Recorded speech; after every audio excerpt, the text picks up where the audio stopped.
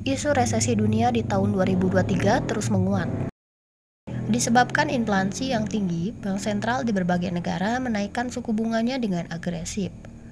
Dua faktor tersebut menjadi duet maut yang membawa dunia ke resesi. Inflasi membuat daya beli masyarakat semakin menurun, sedangkan suku bunga yang tinggi membuat ekspansi dunia usaha terhambat, begitu juga dengan belanja rumah tangga. Resesi pun menjadi keniscayaan.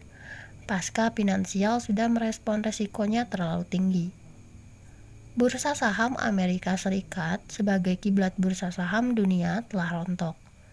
Bursa saham lainnya pun ikut menyusul. Di sisi lain, indeks dolar AS meroket hingga menyentuh level tertinggi dalam 20 tahun terakhir ini.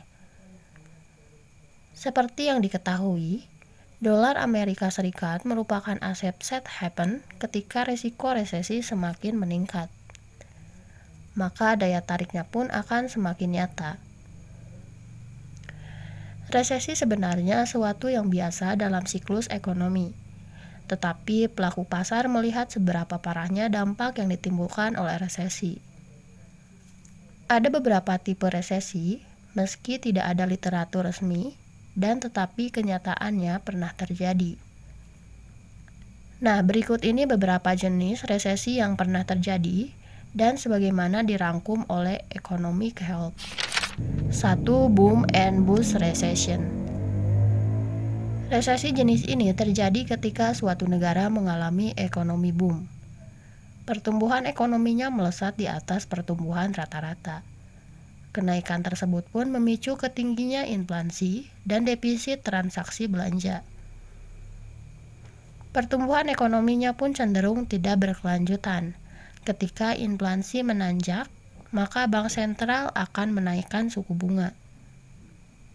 Dengan suku bunga yang tinggi, belanja rumah tangga akan semakin direm dan cenderung melakukan saving, dan hal ini pada akhirnya memicu resesi. Resesi jenis ini biasanya terjadi dalam waktu yang singkat dan tidak parah. Dan ketika inflasi mulai melandai, bank sentral bisa kembali menurunkan suku bunganya dan membuat perekonomian pun menjadi pulih. 2. Balance sheet recession. Krisis finansial global di tahun 2008 menjadi contoh resesi ini. Artinya, balance sheet recession bisa berdampak buruk dan terjadi dalam waktu yang panjang.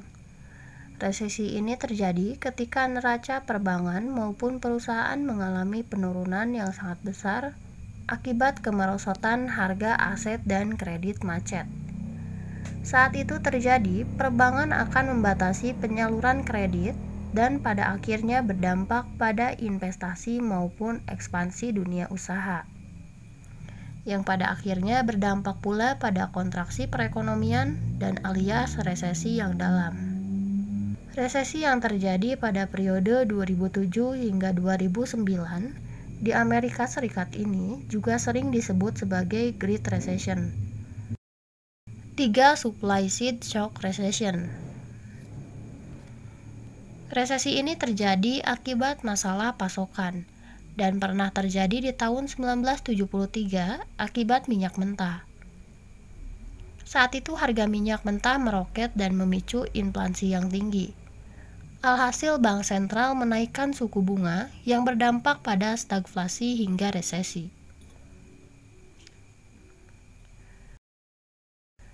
4. Economic depression. Ini merupakan resesi yang paling parah.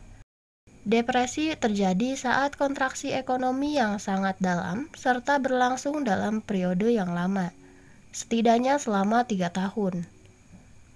Kontraksi ekonomi mencapai double digit presentasi, begitu juga dengan tingkat pengangguran.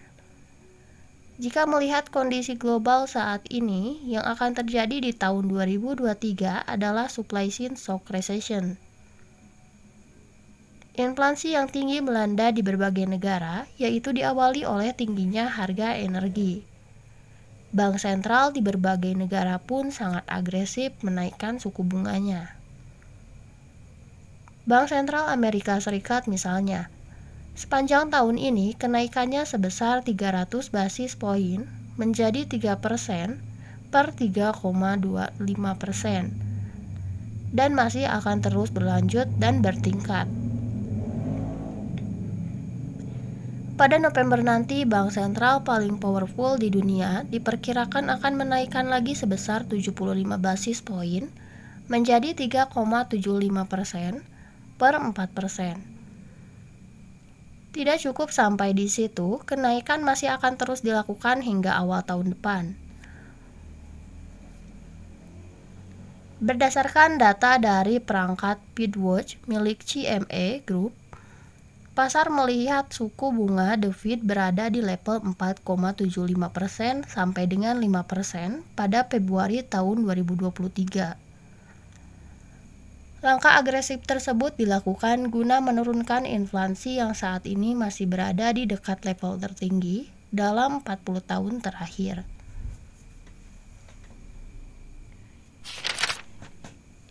Inflasi year on year.